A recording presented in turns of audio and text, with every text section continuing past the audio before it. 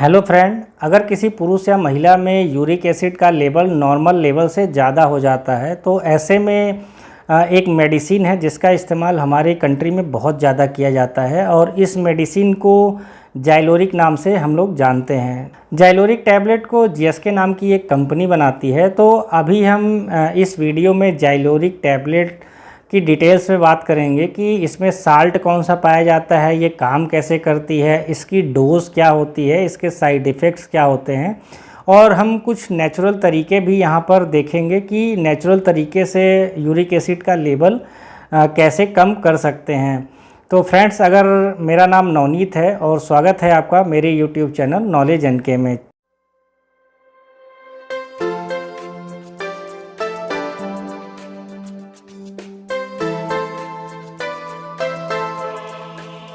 जाइलोरिक tablet की बात करने से पहले हम सबसे पहले इस वीडियो में ये जान लेते हैं कि मेल और फीमेल में जो नॉर्मल रेंज यूरिक एसिड का होता है वो कितना होता है। तो अगर मेल की सबसे पहले बात कर लें तो मेल में यूरिक एसिड का जो नॉर्मल रेंज होता है वो 2.5 to 7 mg पर डेसीलीटर होता है। और फीमेल्स की बात कर ले तो फीमेल में जो नॉर्मल वैल्यू होती है यूरिक एसिड की वो 1.5 से लेके 6 mg पर डेसीलीटर की नॉर्मल वैल्यू होती है। अगर इस नॉर्मल वैल्यू से कम हो जाए यूरिक एसिड का लेवल तो उससे किसी भी तरह की समस्या ना तो मेल में होगी ना तो फीमेल में होगी। लेकिन इस नॉर्मल जो वैल्यू है मेल और फीमेल के अंदर, अगर इस लेवल से ज़्यादा यूरिक एसिड का लेवल हो जाता है तो फिर व्यक्ति को कई तरह की परेशानियों का सामना करना पड़ सकता है। जैसे उसके किडनी को प्रॉब्लम हो सकती है, गाउट की प्रॉब्लम हो सकती है, इसके अलावा जो है व्यक्ति को यूरिक एसिड स्टोन हो सकता है। तो इन सारी चीज़ों को अवॉइड करने के लिए ही जाइलोरिक टैबलेट दी जाती है। जाइलोरिक टैबलेट की दो स्ट्रेंथ मार्केट में आती है। ये 100 mg में भी आती है, 300 mg में भी मार्केट में आती है। जाइलोरिक टैबलेट में जो साल्ट पाया जाता है उसको एलोपिरिनॉल नाम से जानते हैं। जो एलोपिरिनॉल होता है वो जैंथिन ऑक्सीडेज इनहिबिटर्स होता है जो हमारे बॉडी में यूरिक एसिड के प्रोडक्शन को कम कर देता है। तो जब एक बार ये टैबलेट आप इस्तेमाल करना शुरू करोगे तो आपके अंदर यूरिक एसिड का प्रोडक्शन ही कम हो जाएगा, जिससे यूरिक एसिड का लेवल धीरे धीरे करके कम हो जाता है। कुछ नेचुरल तरीके भी होते हैं जिसको अगर आप अपना लेंगे तो आपके अंदर यूरिक एसिड का प्रोडक्शन कम हो जाएगा।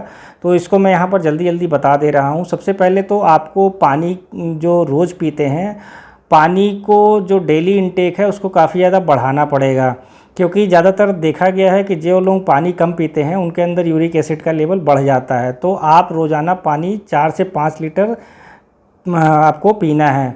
इसके अलावा जो है आप ग्रीन टी का इस्तेमाल कर सकते हैं। ग्रीन टी जो होता है ये एंटीऑक्सीडेंट्स का काम करता है और यूरिक एसिड के लेवल को भी घटा देता है। जिन फूड आइटम्स में फाइबर बहुत ज़्यादा पाया जाता है तो उसका भी आप अगर इस्तेमाल करेंगे तो यूरिक एसिड का लेवल नॉर्मल कम हो जाएगा।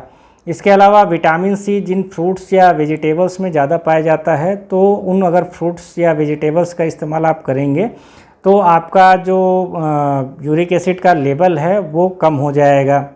इसके अलावा बेरीज़ आती हैं तो बेरीज़ भी यूरिक एसिड के लेवल को कम कर देती हैं। तो ये सारे नेचुरल सोर्सेज होते हैं जिसका आप रेगुलर इस्तेमाल करेंगे तो आपका यूरिक एसिड का लेवल घट जाएगा।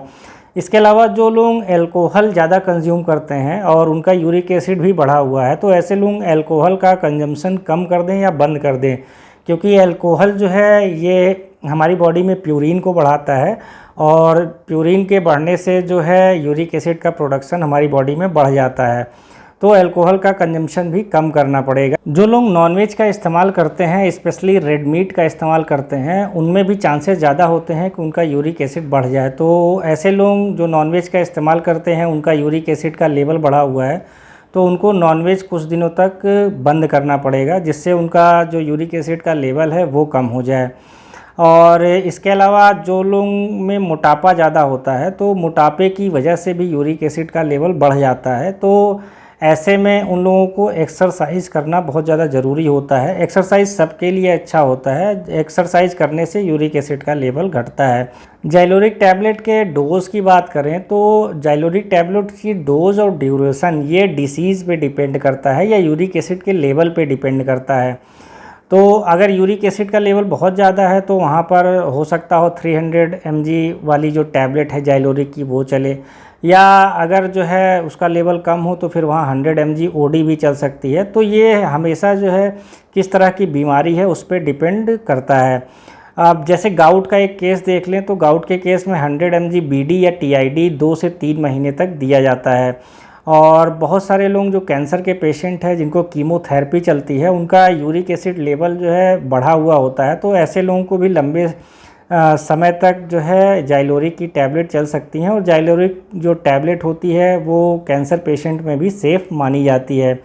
साइड इफ़ेक्ट्स की बात कर लें तो जाइलोरिक जो है वो काफ़ी ज़्यादा फेमस है, बहुत ज़्यादा इसका साइड इफ़ेक्ट्स तो नहीं देखा गया है, लेकिन कुछ लोगों को हो सकता है एलर्जिक रिएक्शंस हो सकता है इसको लेने के बाद, कुछ हल्की सी ड्राउजीनेस सी आ सकती है जो व्यक्ति इसका इस्तेमाल करते हैं, या सर में जो हो सकता है दर्द हो सकता है, या स्किन रैशेस की भी शिकायत हो सकती है।